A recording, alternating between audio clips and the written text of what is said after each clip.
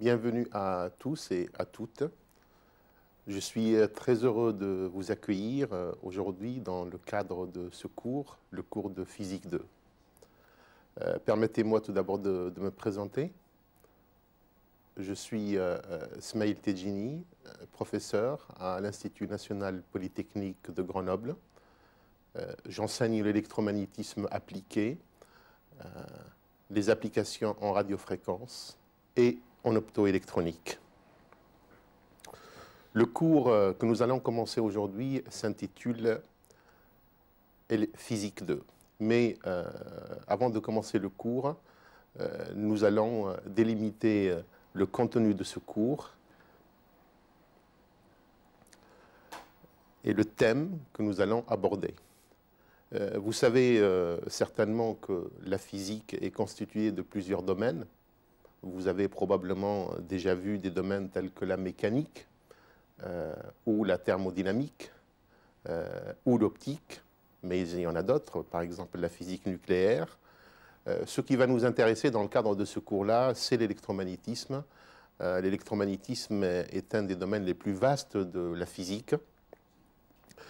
C'est le domaine qui permet d'étudier les phénomènes électriques et magnétiques, soit de manière séparée, soit de regarder les interactions entre les phénomènes électriques et les magnétiques, puisque ces phénomènes sont liés entre eux. C'est un domaine qui se développe de manière importante depuis le XVIIe siècle en termes de lois et d'applications. Aujourd'hui, les développements deviennent de plus en plus importants, en particulier liés aux télécommunications, au développement des transmissions rapides et toute l'utilisation de l'électronique au sens large. Donc, ce qui nous intéressera dans la suite sera l'étude des phénomènes électriques et magnétiques. Nous allons également diviser ce cours-là en 4 parties. La première partie que je ferai moi-même tourne autour de l'électrostatique. Cela veut dire l'étude des phénomènes électriques statiques dans le temps. Donc nous considérerons que les sources qui vont créer ces phénomènes électriques sont immobiles. La deuxième partie s'intitule magnétostatique. Elle sera faite par mon collègue, le professeur Claude Gobert, qui est également à l'Institut national polytechnique de Grenoble. Elle concernera les phénomènes magnétiques statiques. La troisième partie concernera l'électrocinétique.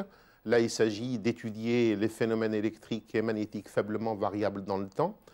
On développera en particulier les principales lois qui sont aujourd'hui la base de l'électronique qu'on appelle l'électronique audiofréquence ou basse fréquence. Elle sera présentée, l'électrocinétique, par mon collègue, le professeur Eduardo Mendes.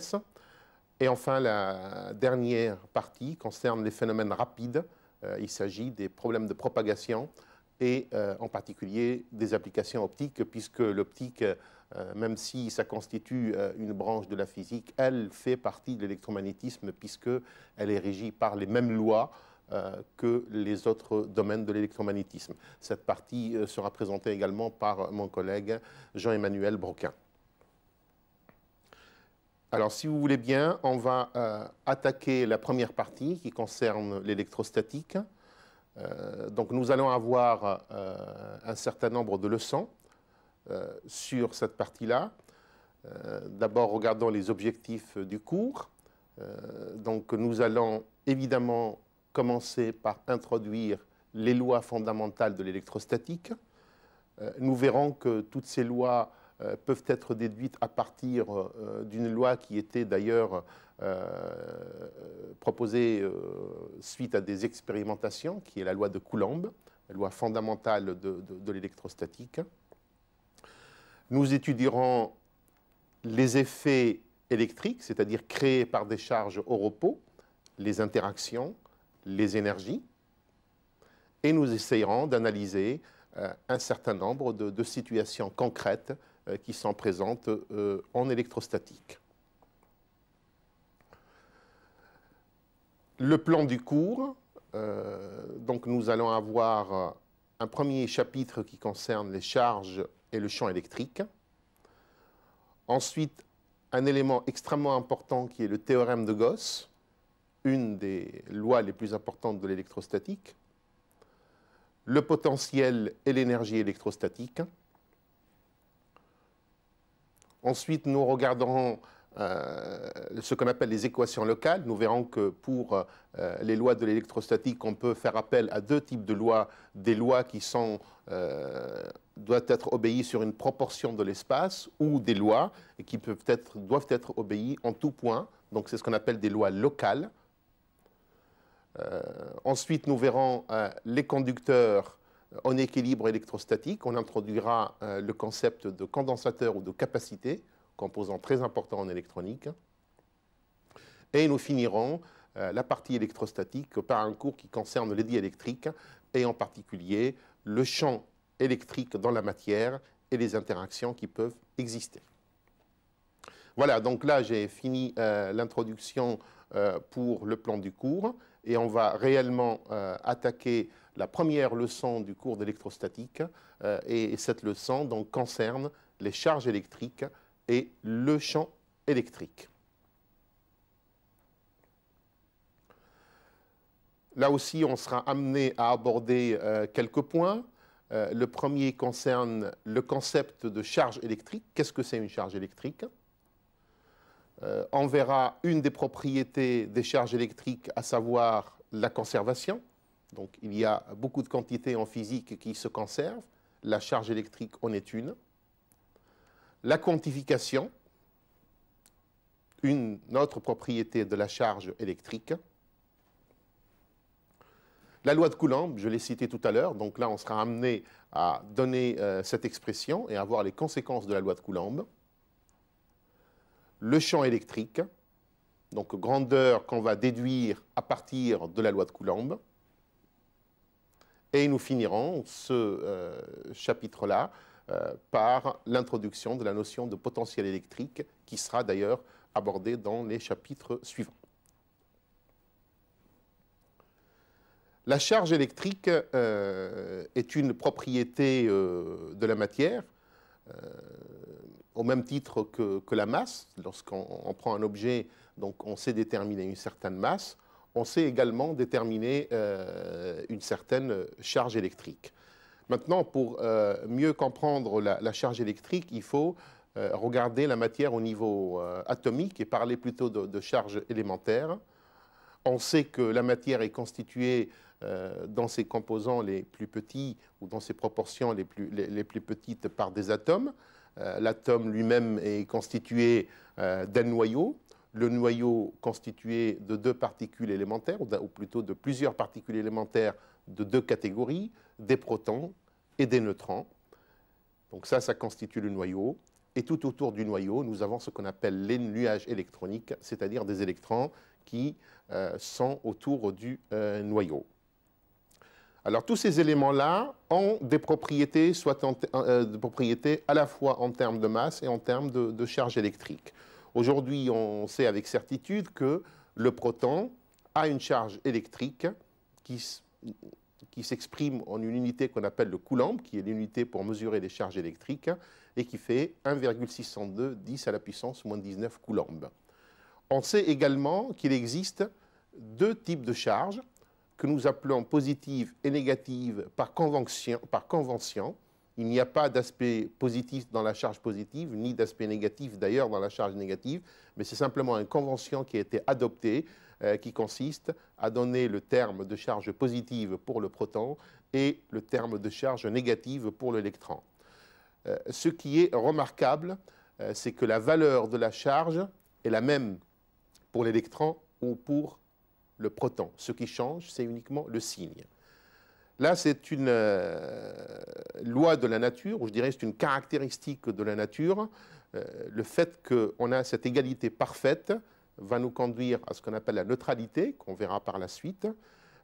Mais des expérimentations ont été faites par beaucoup de physiciens qui, évidemment, ne permettent pas d'affirmer avec un maximum, enfin une 100% de précision que cette égalité de charge est vraiment absolue. Mais tout ce qu'on sait dans le domaine de mesure où ces expérimentations ont été faites, eh bien, on a prouvé que cette charge était exactement la même, et ceci à des précisions de l'ordre de 10 puissance moins 12 et supérieure. Donc, en ce qui nous concerne, nous ne poserons pas cette question-là. La charge positive de l'électron, en valeur absolue, est égale à la charge négative de l'électron. Le neutron, quant à lui, n'a pas de masse, et la quantité de charge élémentaire, qui va être le minimum de charge qu'on va obtenir, est donc ce qu'on note E, 1,602 10 puissance moins 19 coulombs.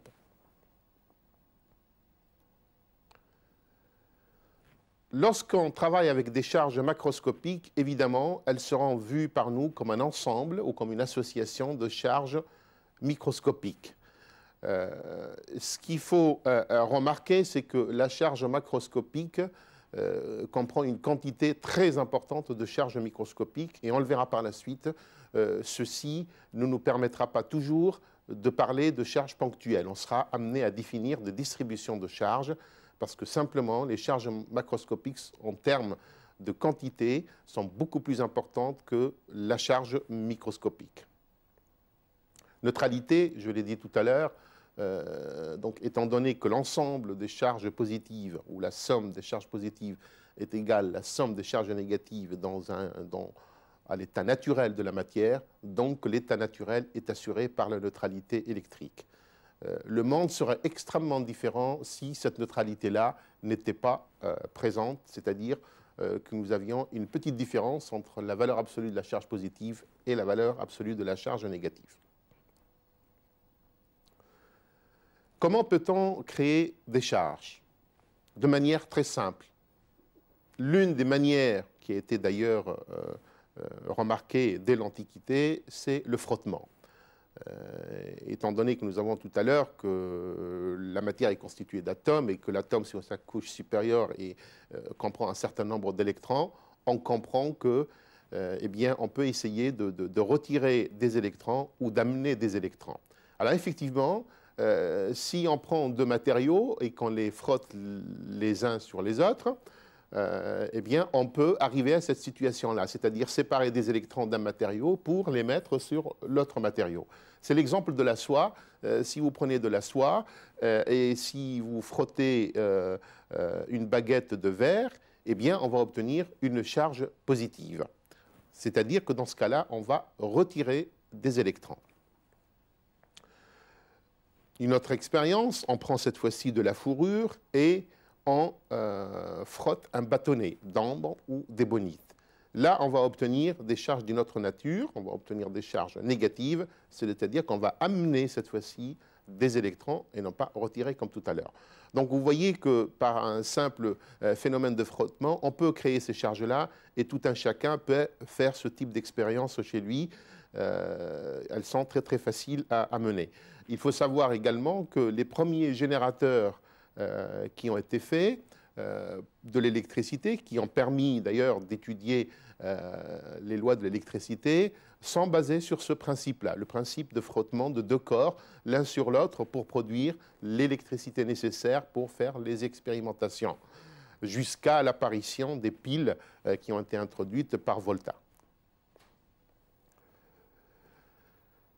L'autre point qui concerne la charge électrique ou ses propriétés est le problème de quantification, plutôt la propriété de quantification.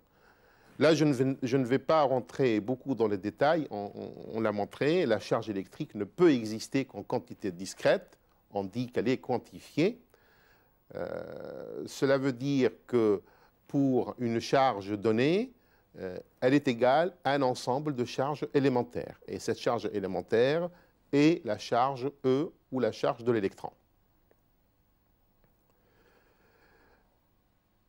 Donc on va exprimer cette charge-là toujours comme un ensemble de charges élémentaires d'électrons.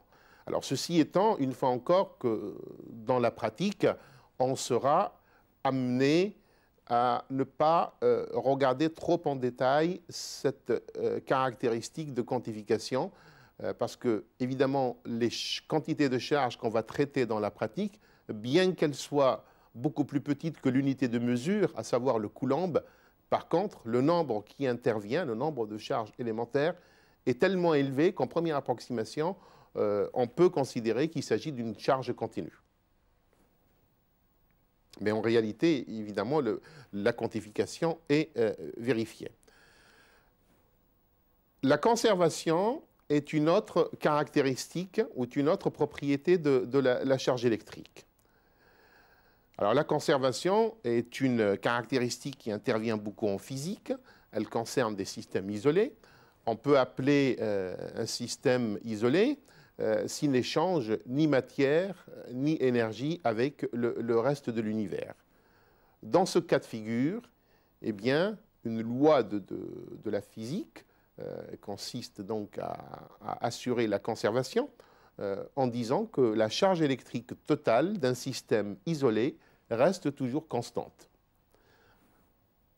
Alors, pour être plus clair, on va imaginer une situation où on a une boîte qui est complètement vide à l'intérieur en termes de charge, donc la neutralité parfaite de la charge. Alors, ça veut dire que la quantité de charge totale pour un système isolé restera constante. Alors, cela ne veut pas dire que je ne peux pas créer, par exemple, par l'arrivée d'une quantité d'énergie telle que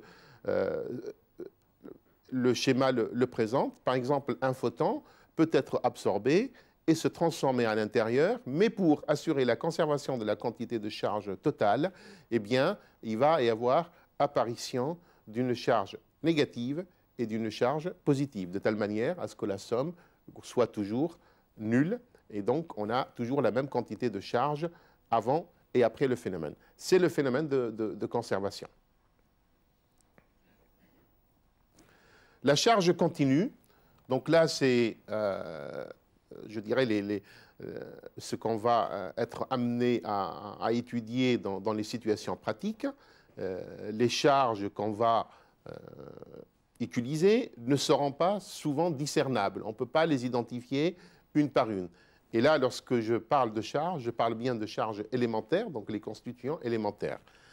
Alors, pour continuer quand même à les étudier, il est intéressant de leur associer ce qu'on appelle une distribution ou encore une représentation mathématique sous la forme d'une fonction continue.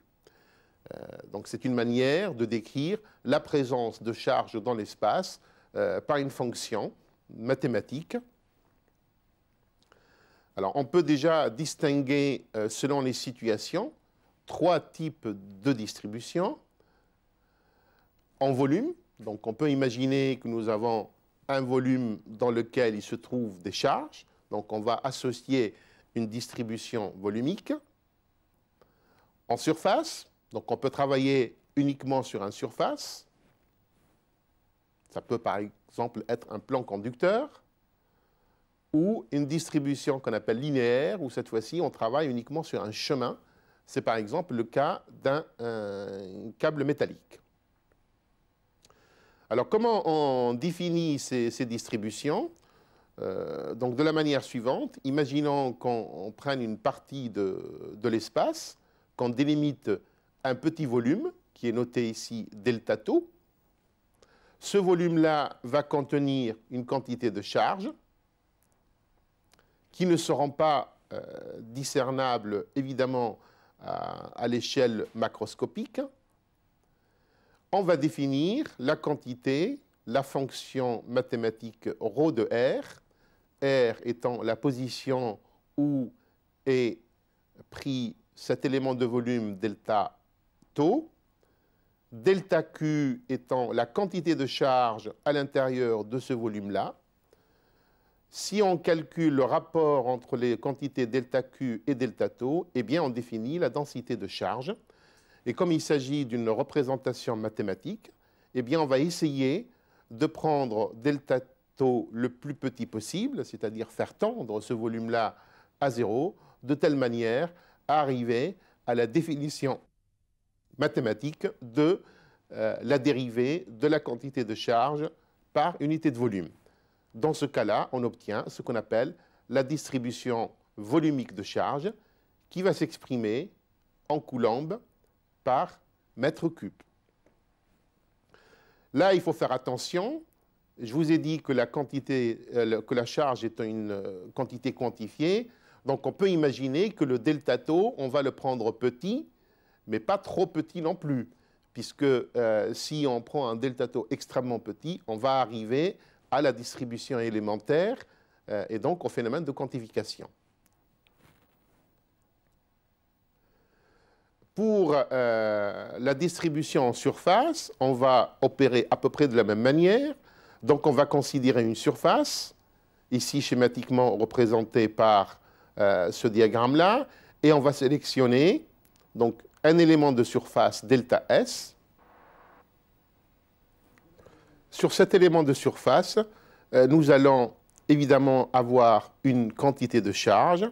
Cette quantité de charge, comme tout à l'heure, on va l'appeler delta Q.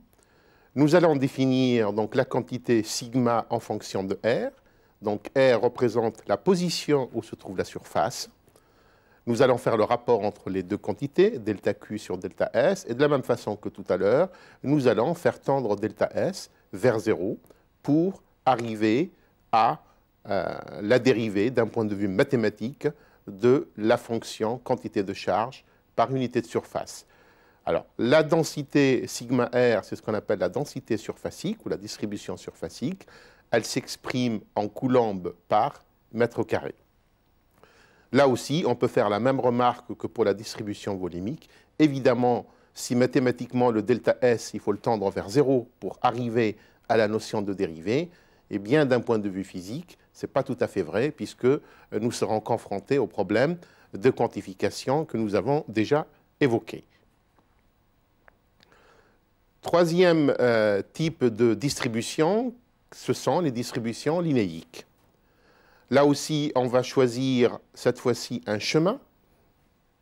Ce chemin va être chargé avec une certaine quantité de charge. On va sélectionner une longueur delta L.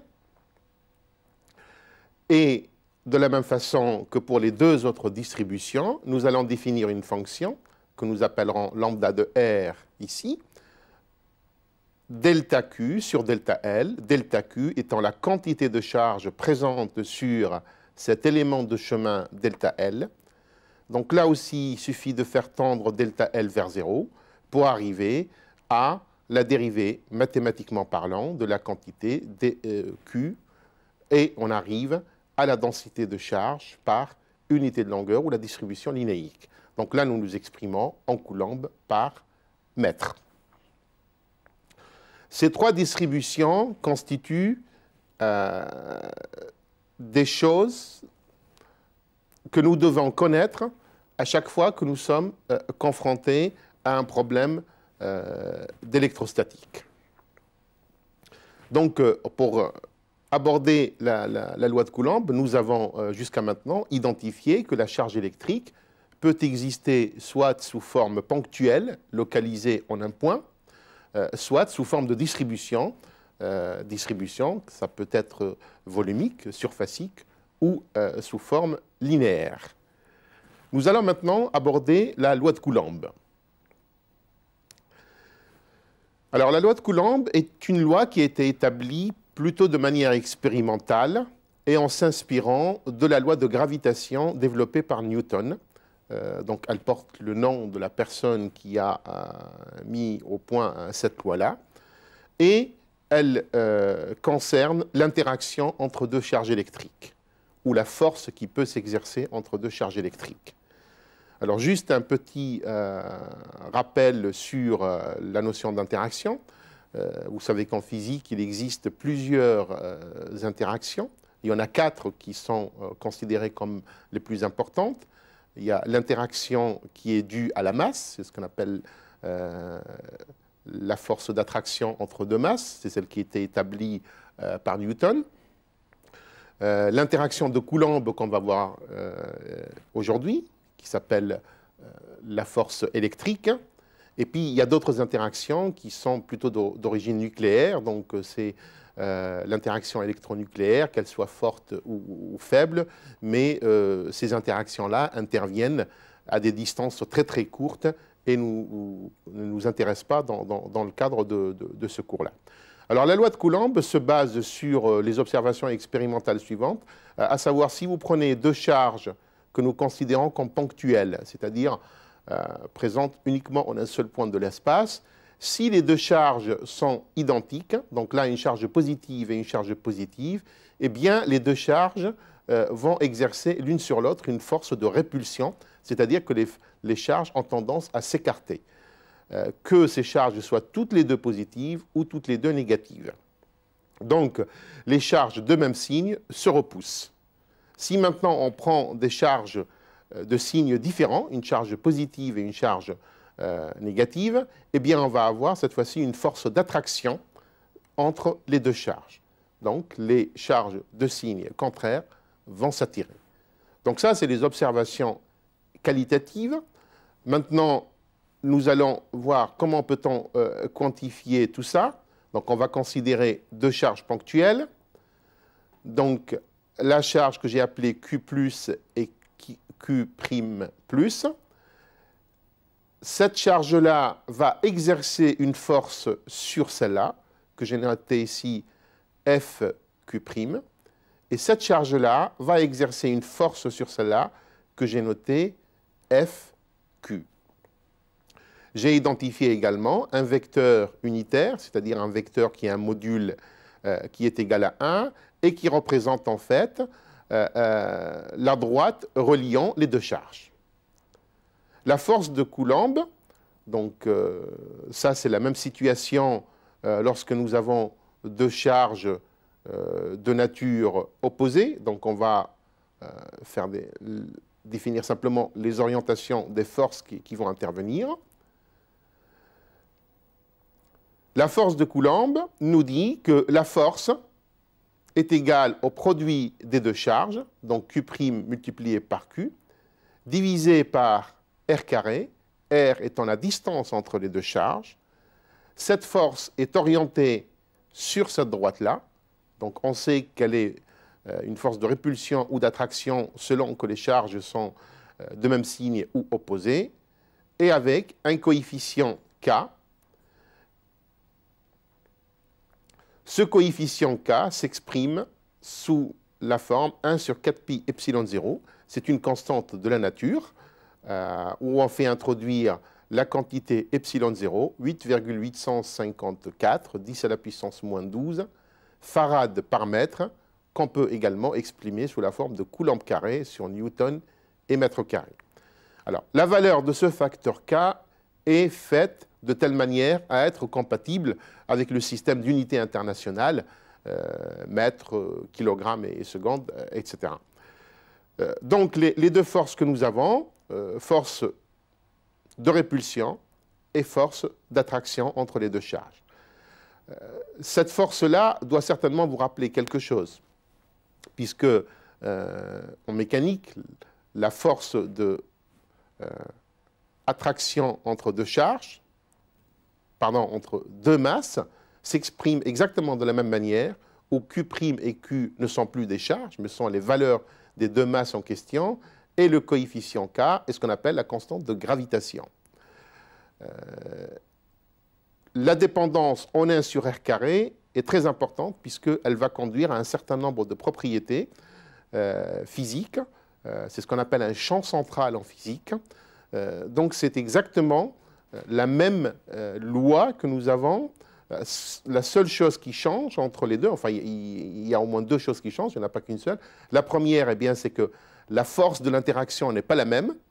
Donc les forces électriques sont de nature plus importante que les forces dues à la gravitation.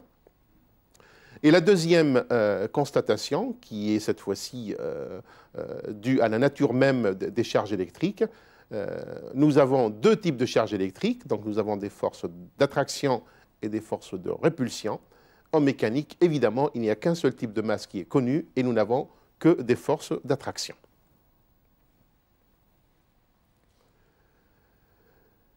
Donc là, nous venons de voir le cas de deux charges. On peut se poser la question, qu'est-ce qui se passe lorsque nous avons un ensemble de charges qui sont localisées à des points bien précis dans l'espace? Là, on applique un principe qu'on appelle le principe de superposition et qui consiste à calculer sur une charge donnée, en fait, la résultante des différentes forces exercées sur la charge test. Prenons par exemple cette charge Q. Cette charge Q, elle va interagir avec toutes les autres charges qui sont dans son entourage. Hypothèse de base, on considère que toutes ces charges-là sont immobiles. Et on ne répond pas à la question comment ces charges sont immobiles. On admet qu'elles sont immobiles. D'accord? Chacune de ces charges-là va créer une force sur la charge Q. La force totale n'est autre que la résultante de toutes les forces élémentaires. C'est ce qu'on appelle le principe de superposition. Voyons ceci sur un exemple avec une construction de vecteurs. Donc, considérons que nous avons trois charges, Q1, Q2, Q3, et nous avons une charge au centre, ici.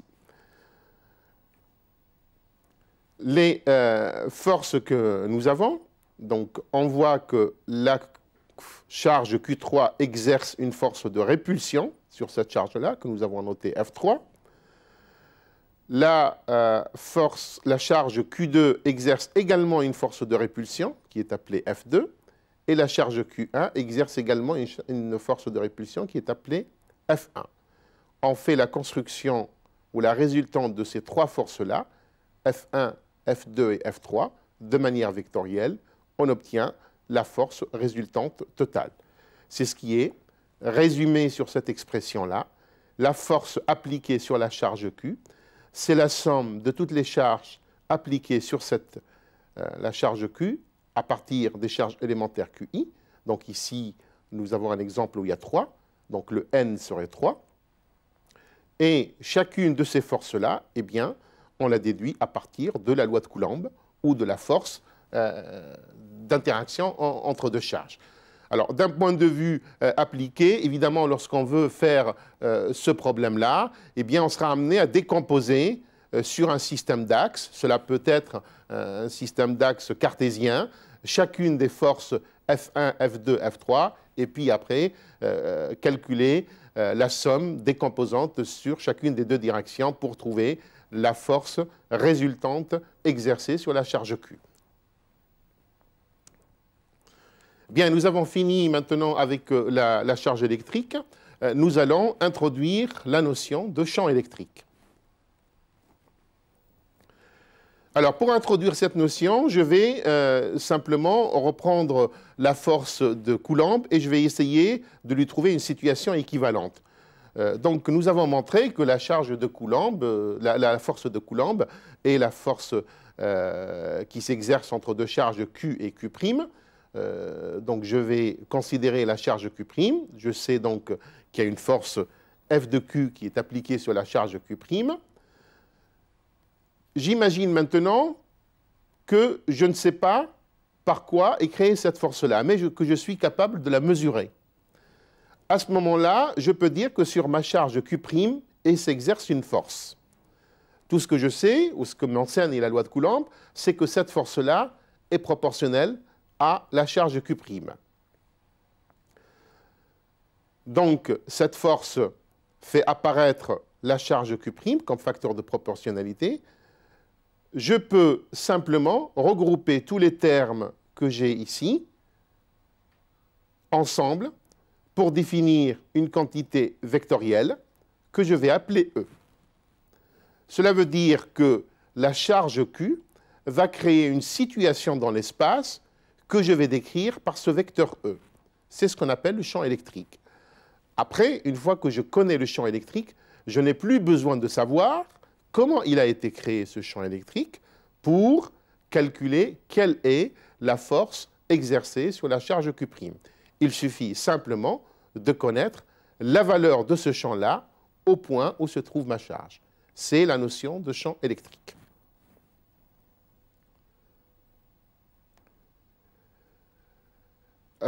Pour un ensemble de charges, pour une charge ponctuelle, on vient de le voir. Donc l'expression est très simple. On crée le champ à partir de cette expression-là. Donc en un point donné situé à une distance r de la charge Q, eh bien on crée dans l'espace un champ électrique dans l'expression est donné par cette formule-là. Bien, nous allons maintenant considérer le cas d'un ensemble de charges et non pas une seule charge. Donc, lorsque nous avons des charges ponctuelles, donc nous allons de nouveau appliquer le principe de superposition, c'est-à-dire que nous allons calculer le champ créé par chacune des charges et le champ total sera simplement la résultante des champs élémentaires. Lorsque nous sommes en présence de distribution de charges, on va appliquer le même principe avec une petite modification, puisque dans le cas des charges distribuées, nous n'avons plus des sommes discrètes et nous allons remplacer la somme discrète par une intégration d'un point de vue mathématique. Donc, c'est ce qui nous donne l'expression que nous avons ici. Le champ total, c'est l'intégrale sur tous les champs élémentaires. Le D de E ici étant l'élément de champ créé par un élément de distribution. C'est-à-dire que nous pouvons l'exprimer, une fois encore, en se basant sur l'expression du champ d'une charge ponctuelle qui aurait comme valeur D de Q et qui serait située à une distance R par rapport au point où on veut calculer le champ électrique. Donc il suffit simplement de remplacer le D de Q que nous avons ici par la distribution que nous devons connaître pour effectuer ce calcul. Nous verrons probablement dans les chapitres suivants des exemples d'application de ce principe-là. Nous allons maintenant aborder le point qui concerne le potentiel électrique. On dit également le potentiel électrostatique. Lorsque on a un champ électrostatique, on ne fait pas beaucoup de différence. On peut utiliser les deux expressions. Alors, on définit le potentiel électrique créé par une charge ponctuelle en un point M de l'espace. Donc, imaginez que nous avons une charge, nous avons un point M et nous avons une distance entre le point de mesure et la charge électrique. Eh bien, on crée une quantité scalaire qui n'est pas comme le champ électrique qui était vectoriel. Cette fois-ci, il s'agit d'une quantité scalaire et dont la valeur est Q sur 4 pi epsilon 0, 1 sur R. Rappelez-vous, le champ électrique, c'était en 1 sur R2. Alors, cette quantité, c'est ce que nous appelons le potentiel. De la même manière, lorsque nous avons un ensemble de charges électriques, on va calculer le potentiel créé par l'ensemble de ces charges en appliquant toujours le principe de superposition.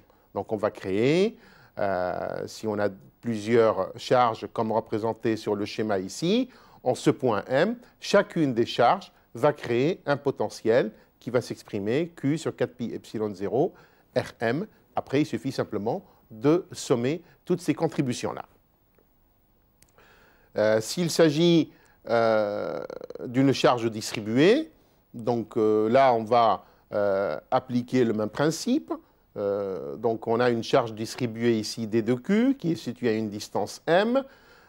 Cette charge distribuée peut être soit de nature linéaire, ou surfacique, ou volumique. Et donc, on va simplement remplacer le D de Q dans l'expression qui donne le potentiel par lambda dL s'il s'agit d'une distribution linéaire. Donc, on va écrire D de Q égale lambda dL. Donc, on mettra le lambda dL ici, ou le lambda ds s'il s'agit d'une distribution surfacique, ou le ρ d de taux s'il s'agit d'une distribution volumique. Et ensuite, il suffit simplement de faire un calcul d'intégrale pour obtenir le potentiel en ce point. Une autre quantité importante, c'est ce qu'on appelle la différence de potentiel. Comme le nom l'indique, il s'agit de la différence entre deux potentiels en deux points donnés. Supposons qu'on a calculé le potentiel en un point A et qu'on a calculé le potentiel en un point B. Alors on verra dans la suite des cours que la différence de potentiel est beaucoup plus utile dans les applications que le potentiel lui-même. puisque la différence de potentiel sera une quantité qui est absolue dans un problème d'électrostatique, alors que le potentiel est souvent une quantité qui n'est définie qu'à une constante près. Alors en réalité, il existe des relations entre le potentiel et le champ électrique. Vous en avez une ici, qui vous dit que le champ, la différence de potentiel est bien autre que ce qu'on appelle la circulation du champ électrique entre le point A et B avec une inversion de signe. Ce sont les types de relations que nous développerons certainement dans les prochaines leçons. Relation entre champ et potentiel. Donc là, la première relation, vous avez cette relation-là qu'on appelle la relation intégrale, donc qui fait appel à une intégration entre le point A et le point B. Il existe une deuxième forme qu'on appelle une relation locale ou différentielle.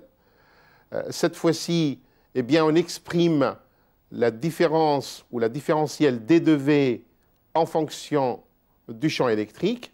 Eh bien, on verra dans les prochaines leçons que la quantité d de V, qui est la variation du potentiel, fait intervenir la fonction mathématique gradient, que vous connaissez probablement, multipliée par un déplacement élémentaire d de m, et d'un autre côté, c'est le champ électrique multiplié par d de m. C'est-à-dire qu'on peut écrire que E multiplié par dm, au sens produit scalaire de vecteurs, est égal à moins gradient de V multiplié par d de m.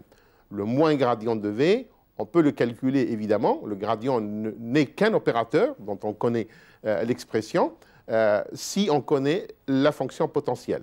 À partir de cette relation-là, il est facile de déduire immédiatement que, en fait, il y a une relation fondamentale entre le champ électrique, E, et le potentiel V, qui est le champ électrique, égale moins gradient de V.